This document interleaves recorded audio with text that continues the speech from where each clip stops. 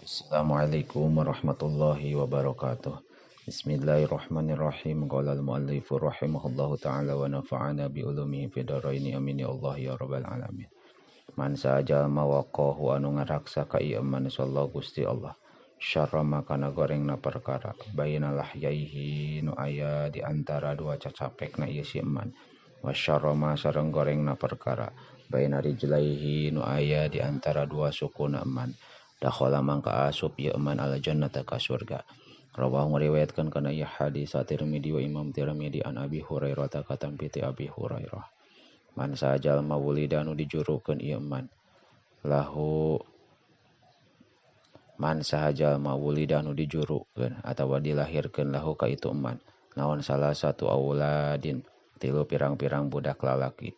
Palam yusamma tuluy teu dingaranan saha ahaduhum salah sahijina itu salah sah Muhammadan kana ngaran Muhammad faqad jahala maka nyata bodoh ieu si ahad.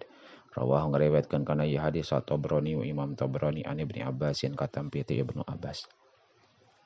Man sahajal mawulida anu dilahirkeun lahu ka itu eman naon waladun hiji anak lalaki paazana tuluy ngadanan ieu eman fi udunihi dina ceulina ieu walad al-yumna anu katuhu wa qama sareng ngomatan ieu si eman fi udunihi dina ceulina walad al-yusra anu kenca lam tadurruhu maka moal ngamadaratkeun ka ieu walad naon sibyani jin anu ngaganggu pirang-pirang budak. Rawahu ngariwayatkeun kana ieu hadis Abu Ya'la anil Husaini katampi ti Husain. Man sahajal mawuliya anu pasrahan ieu man syai'an kana hiji perkara min umuril muslimina tina pirang-pirang urusan muslim lam yanzur maka moal ningali sallallahu Gusti Allah fi hajatihi dina hajatna ieu si eman hatta yanzura sehingga ningali ieu eman fi hawaijihim dina pirang-pirang pangabutuhna ieu muslimin. Rawahu ngariwayatkeun kana ieu hadis At-Tabrani Imam Tabrani an Ibnu Umar katampi ti Ibnu Umar. Man sahajal mata kumanu ngadatangkeun ieu eman wa amruhkum jeung ari perkara aranjeun jamiun eta sadayana yuridu anu karep ieu eman ayu fariqo kana misahkeun ieu eman jama'atakum kana jamaah aranjeun faqtuluhu maka kudu ngabunuh ieu aranjeun ka ieu eman. Rawahu ngariwayatkeun kana ieu hadis Muslimun Imam Muslim. Man sajalma yuridu anu ngarsakeun sallallahu Gusti Allah bihi ka ieu eman khairan kana leuwih alus yufaqihu maka mere ngarti Allah ka ieu eman fi dini dina agama. Rawahu ngariwayatkeun kana ieu hadis Muawiyah. Man sajalma lam yarham anu henteu mikawelas ieu eman annasa ka jalma-jalma lam yarhamhu maka moal mikawelas ka ieu eman sallallahu Gusti Allah. Rawahu ngariwayatkeun kana ieu hadis At-Tirmidzi Imam Tirmidzi an Abi Sa'idin katampi ti Abi Sa'id.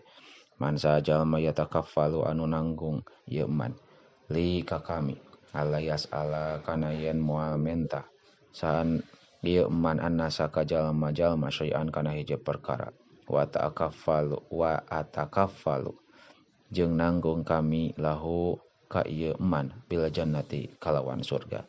Rawahu ngariwayatkeun kana ieu hadis Abu Dawud an Sauban katampi ti Sauban.